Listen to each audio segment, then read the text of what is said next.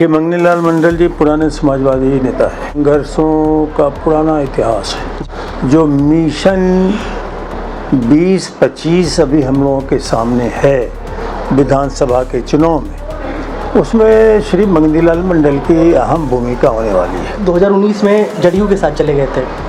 अरे गए थे, चले हुए अलग बात है, लेकिन फिर आ भी गए तुरंत ना। सर ये बातें भी चलती है कि लोकसभा का टिकट मांग रहे थे, वो उन्हें नहीं मिला तो फिर राजद के साथ आ गए। हाँ, तो फिर उन्होंने अपना एहसास उनको हुआ कि हमको वहीं रहना चाहिए था, इसलिए पुनः वो आ गए।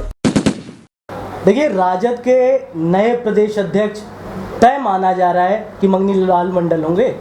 कई तरह की बातें चल रही है, कई तरह के चल रहा है कि क्यों बनाया जा रहा है उन्हें। ऐसे में हमारे साथ बातचीत करने के लिए निर्वाचन पदाधिकारी डॉक्टर तनवीर हसन साहब हैं। सर बहुत बहुत शुक्रिया वक्त देने के लिए। सबसे पहले तो आपसे ये सवाल कि भी लंबे समय से पुराने नेता रहे हैं, लालू प्रसाद यादव के समय से नेता रहे हैं, कर्पूरी ठाकुर के साथ काम करने का लंबा अनुभव रहा है, अब उनको प्रदेश अध्यक्ष की जिम्मेदारी दी जा रही है, कितना इम्पैक्टफुल देख रहे हैं बिहार में?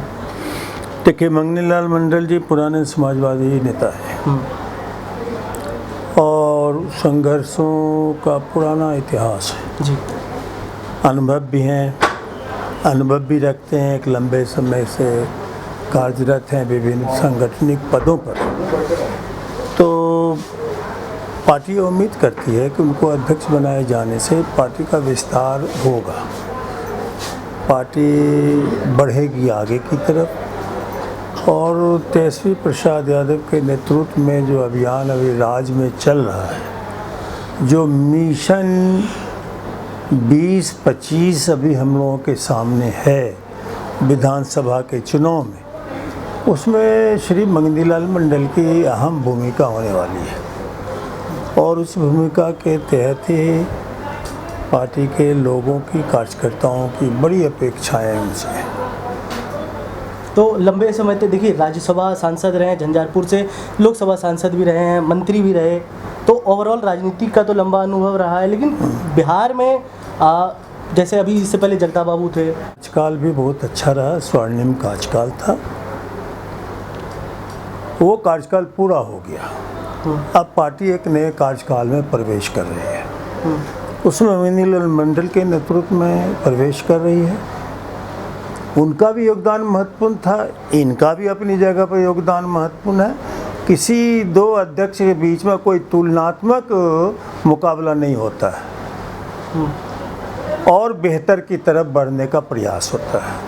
वही प्रयास मंगनीलाल मंडल से होगा। तो 2019 में जदयू के साथ चले गए थे। अरे गए थे, चले हुए अलग बात है, लेकिन फिर आ भी गए तुरंत ना। फिर पार्टी ने प्रयास किया, उनके साथ बातचीत। सर ये बातें भी चलती है कि लोकसभा का टिकट मांग रहे थे, वो उन्हें नहीं मिला तो फिर राजद के साथ आ गए। हाँ, तो फिर उन्होंने अपना एहसास उनको हुआ कि हमको वहीं रहना चाहिए था, इसलिए पुनः वो आ गए लालू जी के निमंत्रण पर। एक बड़ा सवाल सर, इस बार चुनाव में जब आप लोग डोर टू डोर कैंपेन करेंगे तो किन मुद्दों को लेकर डोर टू डोर कैंपेन करेंगे?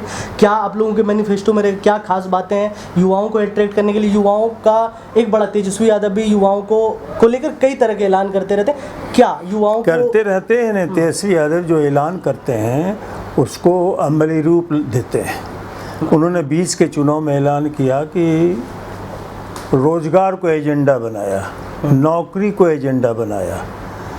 20 में सरकार में नहीं आ सके, लेकिन फिर जब सरकार में बीच में आने का मौका मिला कुछ समय के लिए, तो उन्होंने रोजगार और नौकरी के अपने एजेंडा पर कायम रहे और बड़ी संख्या में नियुक्तियां हुई, शिक्षकों की बहालियां हुई और रोजगार एक सवाल बना रहा आज तक। इसलिए तेजस्वी प्रसाद यादव के सामने बेरोजगारी का मसला आज भी उतना ही महत्वपूर्ण है जितना कल था। टॉप पर बेरोजगारी रहेगी। यस। और कौन कौन से मुद्दे रहेंगे सर? और मुद्दे बहुत से हमारे यहाँ। कुछ हम लोगों ने कल्याणकारी योजनाओं की घोषणा की है। माई बहन मान योजना भी हमने 2500 रुपया माहाना देने का वायदा किया है जी। वो भी घोषणा एक महत्वपूर्ण घोषणा है, चूँकि वो बिल्कुल सीधे हिट करता है महिला समाज को, महिलाओं को देना है, उसको किया हमने जो वृद्धावस्था के लोग हैं जिनको पेंशन 400 रुपये महीना बरसों से ये सरकार दे रही है, उसको हमने 1500 करने की योजना बनाई है कि हम जब सरकार में आएंगे तो उसको 1500 करेंगे गरीबों की मदद के लिए। और आज भी जो पढ़ाई लिखाई दवाई इन सब मामलों का जो सवाल उठा था 20 में, वो सब सवाल आज भी उसी तरह स्टैंड है। तेजस्वी प्रसाद यादव उन्हीं वादों के पाबंद आज भी हैं और उसी पर वो काम कर रहे हैं। बिहार में बहार है, नीतीश कुमार है, ये स्लोगन आज से नहीं लंबे समय से चलता रहा है, तो क्या इस बार इस चैन को तोड़ने की कोशिश रहेगी? ये तो टूट गया, अब वो है कहाँ? बिहार में बहार है, नीतीश कुमार है, बिहार में तो महाजंगल राज है। अब महाजंगल राज में रोज़ हत्याएं हो रही हैं, रोज़ रेप हो रहे हैं, रेप होने के बाद हॉस्पिटल में इलाज नहीं हो रहा है, इलाज हो के दौरान ही मर जा रही है पीड़िता, उसको कोई सरकार नोटिस नहीं ले रही है, कोई उसको ध्यान नहीं दे रही है। तो ये महाजंगल राज नहीं है तो और क्या है? तो नीतीश कुमार है, बहार है, ये बात कब की ख़त्म हो गई? अब तो बिहार में महाजंगल राज है, नीतीश कुमार। एक लास्ट कमेंट मैं आपका लूँगा चिराग पासवान पे। चिराग पासवान कह रहे हैं कि मैं 243 में से 243 सीटों पर चुनाव लड़ूंगा, तो क्या देख रहे हैं, इसको कैसे देख रहे हैं? देखिए, चिराग पासवान एनडीए के घटक हैं, है ना?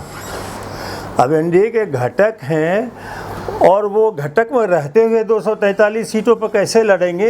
ये तो अब वही जुगाड़ बैठाएंगे या फिर मोदी जी के हनुमान बन करके शिकार करेंगे घटक के अंदर के ही लोगों का, जिस तरह शिकार उन्होंने पिछले इलेक्शन में किया था चुनाव लड़ करके। तो ये तो चिराग पासवान का अपना मामला है, ये एनडीए घटक के पार्टनर हैं। अब वो कहाँ से 243 सीट पर चुनाव लड़ेंगे ये तो समय बताएगा। तो तय माना जाए कि मंडल जी ही होंगे प्रदेश अध्यक्ष? ये तो तय है, इसलिए कि अभी कोई दूसरा नॉमिनेशन नहीं पड़ा है। कल विधिवत इसकी घोषणा हो जाएगी। कल स्क्रूटनी का डे है कल, तो विधिवत ऑफिशियल घोषणा हो जाएगी। 19 को तो उनका ये होगा, ताजपोशी का कार्यक्रम होगा। तो अंतिम सवाल पे आते हैं सर। अंतिम सवाल कि कितना इम्पैक्टफुल देखेंगे मंडल जी के अध्यक्ष बनने के बाद आप लोगों का? मंडल जी एक मैच्योर संगठन करता है, बहुत अच्छा इम्पैक्ट रहेगा और संगठन में सबको साथ लेकर चलने की उनकी अपनी प्रवृत्ति है, इसलिए हम भी लोग भी और कार्यकर्ता भी सारे अच्छी उम्मीद उनसे रख रहे हैं। बहुत शुक्रिया सर इस बातचीत के लिए। हमारे साथ बातचीत करने के लिए डॉक्टर तनवीर हसन साहब थे। तमाम चीज़ों पर बातचीत की, बिहार के हालिया राजनीतिक घटनाक्रम पे भी अपनी बातें रखी। द इनसाइड देख रहे हैं आप, चैनल को लाइक शेयर सब्सक्राइब कर लीजिए। तब तक के लिए नमस्कार, जय हिंद।